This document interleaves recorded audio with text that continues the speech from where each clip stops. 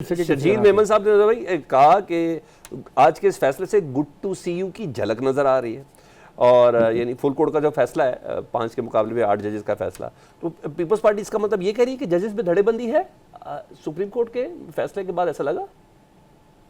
मेरे ख्याल में जब लार्जर बेंच बैठता है ना, और ये मैं समझता हूँ कि ये tributes go to chief justice of Pakistan, ठीक है, काजी फैज़ल साहब के ही फॉर्म द लार्जर बेंच और फुल कोर्ट उन्होंने बिठाया। हाँ बिल्कुल, चाहते तो 5 जजेस पे बना देते जिस तरह माजी में हुआ। हाँ, अगर वो चाहते तो 4-5 जजेस, अगर उनका जहन ये होता, अगर उनको जैसे बकौल हमारे बहुत से दोस्तों के एक आईनी तरमीम का जिक्र होता है, अगर ये सब उनके जहन में होता तो मैनिपुलेट करना क्या मुश्किल था। लेकिन नहीं, उन्होंने अपहोल्ड किया, उन्होंने बड़ा फैसला के लिए बड़ा लार्जर बेंच बनाया।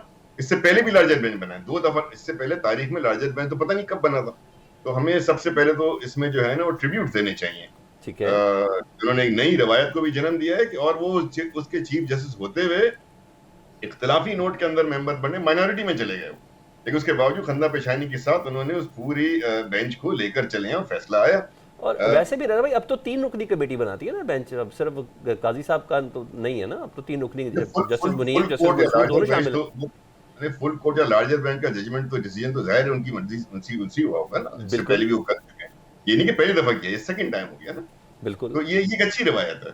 और जब 13 जजेस बैठेंगे तो 13 के 13 जजेस अगर एक ही बात करेंगे फिर परेशान होना चाहिए। अच्छा दादा भाई, 2 मैंने और क्वेश्चन करे, जरा मुझे कोई आंसर चाहिए उसका, मुझे आपसे थोड़ा सा मैं कह रहा हूँ इख्तिलाफ राय भी अगर होता है तो इट्स गुड, ये तो अच्छी बात है। अच्छा, पीटीआई आर्टिकल 6 की बात कर रही है चीफ इलेक्शन कमिश्नर के ऊपर, और अकॉर्डिंग टू जजेस स्टेटमेंट वो ये कह रही है कि इलेक्शन कमीशन ने गलत किया, जिसकी बिना पर आज सही तशरीह नहीं हुई और आज हालात बिल्कुल मुख्तलिफ हैं। अगर तशरीह सही करते तो हालात दूसरी सिमत में होते हैं। आप भी ऐसे ही समझते हैं कि कोई इलेक्शन कमिश्नर की कोई अखलाकी जवाब बनता है या कानूनी जवाब बनता है कि कुछ तफ्तीश के बाद ही सही उनके खिलाफ कार्रवाई होनी चाहिए? ज़ाहिर तर्जुमान तो नहीं हूँ, खुद बेहतर बताएंगे। आर्टिकल 6 मेरे ख्याल में बहुत ज्यादा हम आगे बढ़ जाते हैं इस चीज के अंदर, हर वक्त आर्टिकल 6 को लेकर खड़े हो जाते हैं। ठीक है, मिसअप्रोप्रिएशन हो सकती है, मिसयूज ऑफ ऑफिस हो सकता है, बहुत सी और चीजें वहीं तक रहना चाहिए हमें। ये गद्दारी के मुकदमे आसान चीज नहीं होती है। ठीक है, दूसरी बात ये देखे ना सलमान भाई, कि इलेक्शन कमीशन के नोटिफिकेशन पेशावर हाईकोर्ट ने तो अपहेल्ड किया है ना। ठीक है, ऐसा तो नहीं है कि उसको किसी अदालत ने उसको अपहेल्ड ना किया हो। तो अगर वो बिल्कुल ही ऐसा था तो पेशावर हाईकोर्ट ने, फिर पेशावर हाईकोर्ट भी उन जजेस के खिलाफ भी क्या भी करेंगे, बिल्कुल सही, उनका भी सेटिस्फाइड हो गया, आर्टिकल 6 उन पे भी लग जाएगा। या जो 13 जजेस बैठे हैं उसमें 5 जजेस ने तो नहीं एग्री किया ना, बिल्कुल ऐसा तो नहीं। तो लेकिन एक बात बड़ी कॉमनैलिटी के साथ आई है, नंबर 1 के इलेक्शन कमीशन ने उसकी तशरीह में गलती करी। दूसरी बात पीटीआई के लिए ये आई कि पीटीआई ने खुद भी उसको नहीं समझा, which was their responsible ignorance of law is no justification। मतलब इतने संजीदा और सीनियर वकला के होते हुए इस बात, ये तो हर पॉलिटिकल वर्कर जानता है, अगर सिंबल ना भी हो तो पॉलिटिकल पार्टी एग्जिस्ट। दूसरी बात ये, तीसरी बात ये कि जो एक और केस के अंदर बड़ी जो याहिया अफरीदी साहब ने भी लिखा है, और पॉइंट नंबर 5 गालिबन उनका है मंदोखेल साहब का, और पॉइंट नंबर 2 का 4 है, जिसमें लिखा है कि ये हैरानगी का मुजाहरा किया है ना कि जो अग्रीव पार्टी है और अग्रीव पीपल है, they are not even the petitioner, they are not before the court. When they are not before the court, तो आप कैसे उनके हक में फैसला दे रहे हैं? तो ये एक बड़ा, मैं समझता हूँ कि एक समझने वाली चीज है। जाहिर है कि जो लोग हैं उसको वही समझ सकते हैं। अच्छा रजा भाई, आपके पुराने साथी है, साबिक गवर्नर है इशरतुल इबाद साहब, उन्होंने ट्वीट किया सुप्रीम कोर्ट के इस फैसले पर। उन्होंने कहा कि खैर मकदम करते हैं और ये जमहूरियत सूलों के हकीकी नफाज के लिए बहुत ज़बरदस्त चीज़ थी और सियासी जमातें बामकसद बातचीत करें। आप उनकी बात से एग्री है कि कहीं ना कहीं इशारा है कि बैठ जाओ यार, एक साथ टेबल के ऊपर पाकिस्तान के लिए बैठ जाओ, खुदा के लिए? देखिए, ये जितनी मैसेजिंग है ना, ये तमाम पॉलिटिकल केसेस की सुप्रीम कोर्ट्स में या हाई कोर्ट्स में, ये मैसेजिंग आपकी होती है कि मुल्क के अंदर सियासी अदम इस्तेकाम है। सियासी अदम इस्तेकाम का मतलब है कि ना मीशत वहाँ की अच्छी होगी, ऐसी मीशत जिसमें जमहूरियत नहीं है, मीशत भी बेहतर नहीं होती।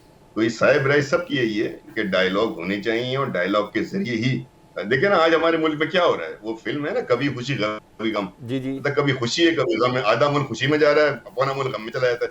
इस तरह तो नहीं मुल्क चलते ना, इस तरह तो हुकूमत रियासत के काम नहीं चलते। तो कहीं ना कहीं इस बात को संजीदगी से लेकर के, और बहुत से लोग, प्रेसिडेंट आसिफ अली जरदारी साहब ने फ्लोर ऑफ द हाउस पे कहा ना ज्वाइंट पार्लियामेंट सेशन में कि आए मिलकर बैठे बातचीत करें। बिलावल साहब ने कहा कि चार्टर ऑफ डेमोक्रेसी करें, चार्टर ऑफ रिकंसिलिएशन करें, चार्टर ऑफ इकोनॉमी करें, कहीं ना कहीं बैठकर बातचीत का आगाज भी करें ताकि आवाम को तासुर जाए कि आपके जो मामलात हैं, आईनी कानूनी मामलात अदालतों में रुझेंगे, जमहूरी मामलात सड़कों पे हल होंगे, लेकिन पार्लिमानी और रियासत के मामला तो डायलॉग से ही हल होंगे ना। ठीक तो है। Dialogue is very important.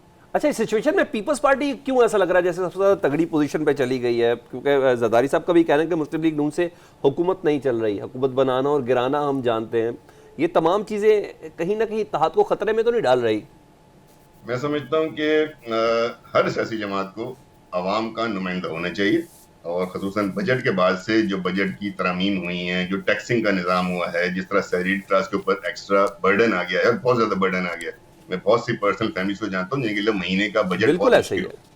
हो। तो अवाम की उन उमंगों की तर्जमान तो सियासी जमातों को बनना है ना। जहाँ ये सारे हंगामे हो रहे हैं वहाँ प्रेसिडेंट ज़ाहिर साहब ने बिल्कुल ठीक बात की है, और मुस्लिम लीग के दोस्तों को इसे दाना दोस्त का मशवरा और तनकीद समझ के लेना ठीक चाहिए। है, अपना राइवल समझ के ना इसको सोचें, अपने एक दाना दोस्त की बात देखें कि बिल्कुल अवाम सही। में कहीं जो ना कहीं इसको आवाज़ खत नकारा है, खुदा समझे, भी मुस्लिम भी सोच रहे हो, समझने की जरूरत है कि वो और मजीद फ्रिजाइल पोजीशन पर आ गई।